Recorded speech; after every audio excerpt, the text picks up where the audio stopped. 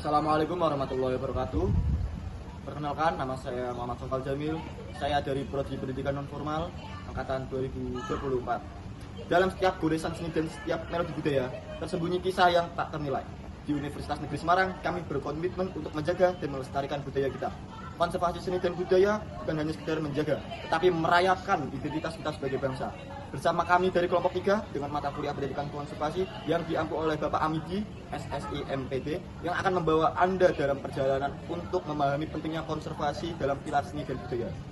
Pertama-tama, mari kita pahami apa itu konservasi. Konservasi adalah upaya untuk melindungi dan mempertahankan nilai-nilai budaya serta karya seni yang telah ada agar dapat dinikmati oleh generasi mendatang. Seni dan budaya adalah cerminan perjalanan sejarah dan nilai-nilai yang dipegang oleh masyarakat. Melalui konservasi, kita berupaya untuk menjaga keanekaragaman budaya, mulai dari tarian tradisional, musik, hingga kerajinan tangan. Setiap elemen memiliki cerita dan makna yang mendalam. Di UNES, kami melakukan berbagai kegiatan konservasi seni dan budaya, seperti karawitan, jajanan tradisional, parikan, tari, dan senam konservasi, Selasa Legend, serta peragaan busana tradisional. Kami melibatkan para mahasiswa dan masyarakat untuk bersama-sama belajar, menciptakan dan melestarikan warisan budaya kita. Untuk lebih jelas, kita bisa mendengarkan pernyataan dari Dr. Widodo. Kita ini tidak mungkin hidup dan berkembang dengan baik dengan cara dibiarkan begitu saja untuk hidup sendiri.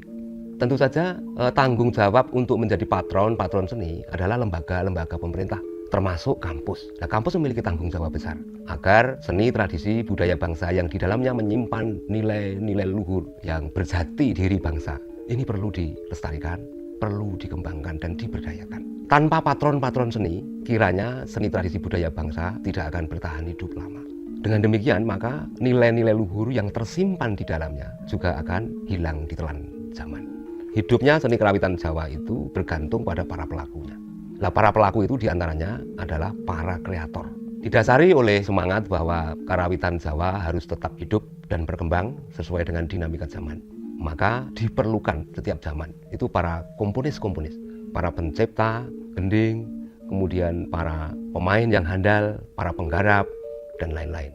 Semenjak para maestro karawitan Jawa, para kreator karawitan Jawa yang handal, nyaris tidak ada lagi para komponis, para pencipta gending-gending Jawa yang aktual sehingga bisa diterima, bisa memasyarakat, bisa populer di masyarakat. Saya berusaha untuk membuat kreasi dari hasil penyajian itu di berbagai forum pertunjukan, kemudian dikenal oleh masyarakat. Nah, setelah itu kemudian saya diminta oleh berbagai pihak untuk membuat kreasi gending-gending Jawa untuk berbagai keperluan. Pengalaman saya di luar negeri itu sekitar tahun 94.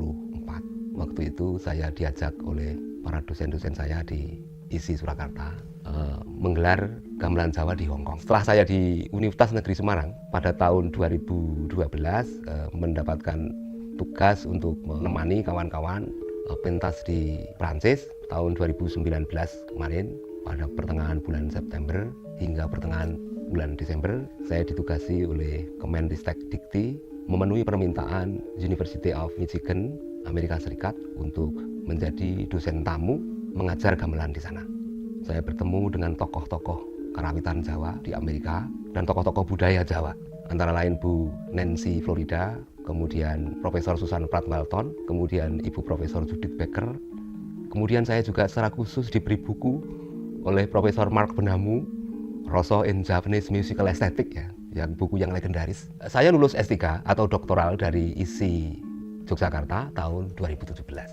Itu supaya nanti di kalangan para pengajar bahwa saya yang berlatar belakang pengamen ini bisa menyejajarkan diri dari sisi strata pendidikan. Walaupun sudah menempuh jenjang pendidikan S3, setelah lulus saya kembali lagi bersama kawan-kawan untuk ngamen di forum wayangan, kemudian orang punya kerja mantu, ing ngarsa sung tulodo, ing madya mangun karsa, tuturi handayani.